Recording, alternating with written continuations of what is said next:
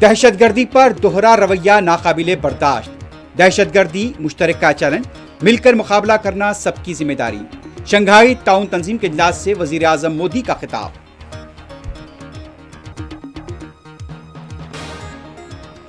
बिहार में वोटर अधिकार यात्रा का आज आखिरी दिन। इंडिया इत्तेहाद के सीनियर लीडर्स पटना पहुंच गए।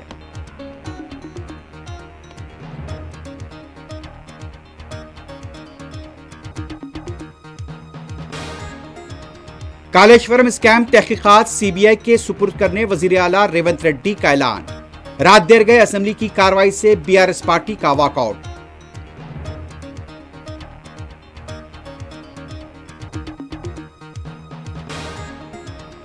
क्या हुकूमत के पास फैसला लेने की हिम्मत नहीं?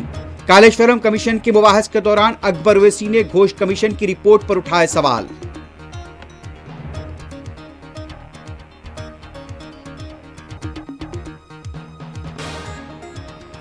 कमर्शियल पकवान गैस सिलेंडर की कीमत में 51 रुपए की कमी। घरेलू सिलेंडर की कीमत में कोई तब्दीली नहीं।